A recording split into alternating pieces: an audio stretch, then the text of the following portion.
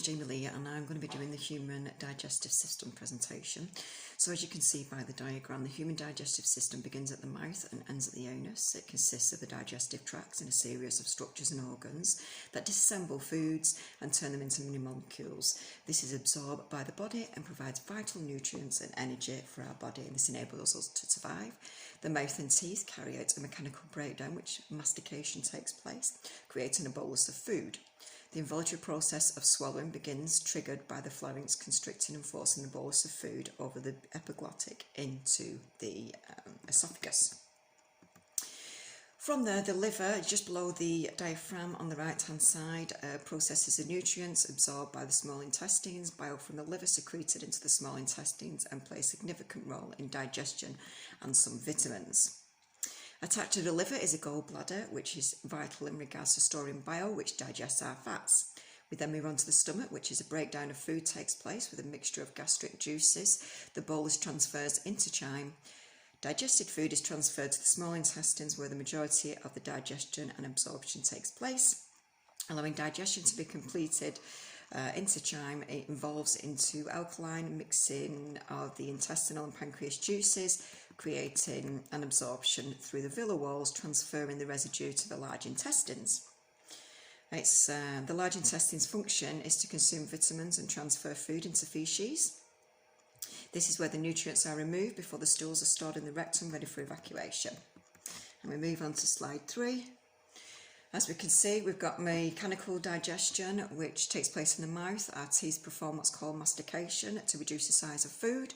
Then we've got chemical digestion, which takes place again in the mouth. The brain activates saliva, which smooths out the process of swallowing, transferring our food into the pharynx and the epiglottic, travelling down to the GI tract.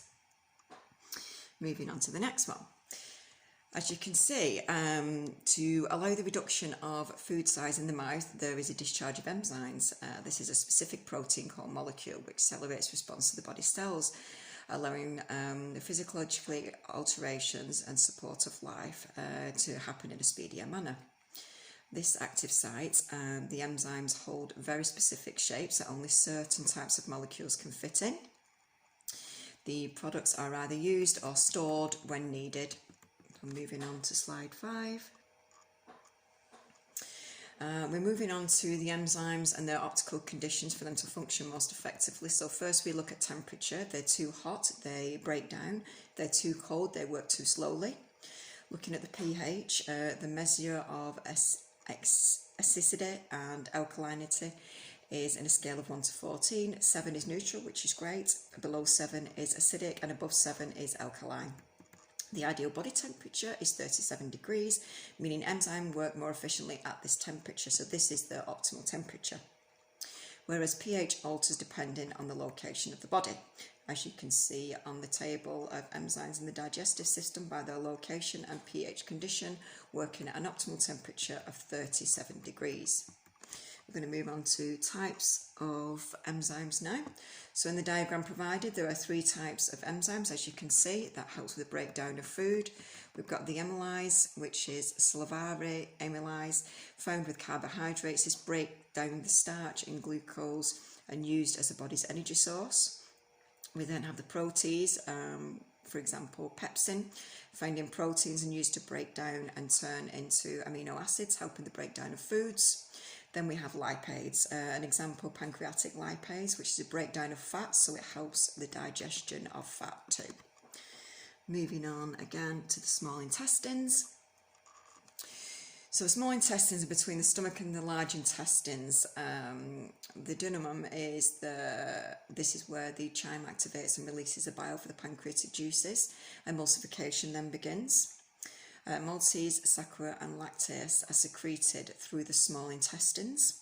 The smooth muscle provides contractions, transporting the contents through the digestive tract. Foods that are not able to absorb transfer onto the large intestines, where they are broken down by bacteria. The large intestines extract water and certain nutrients from food and vitamins, creating a colonic bacteria provided to ingestible matter being removed from the rectum. An outstanding feces product, and then is excreted from the body. moving on to our last section, which is food groups in a well-balanced diet. As you can see there, we have the Eat Well plan, which was released in 2006, developed by the Department of Health, and it highlights the healthy lifestyle and well-balanced diet. It recommends obtaining our diet must consist of micronutrients, carbohydrates, proteins, fats, macronutrients, vitamins and minerals. The food pyramid, as you can see there, highlights the essential for a healthy diet. So the large percentage of your meal should be packed with essential macronutrients only found in starchy foods. This is carbohydrates, packed with essential macronutrients and increases the energy and strength, produces heat in the body, builds muscle and improves concentration and stamina. We move on to the next one, which is fruit and veg. These are also carbohydrates, but they consist of fibre, nutrients, antioxidants and hold a high water content. It's a primary source of micronutrients, vital in relation to a well-balanced diet, as they are essential for digestion of proteins, carbohydrates and fats. We then move on to fish and dairy protein. It also provides dietary fibre, vital for our metabolism and our muscle development.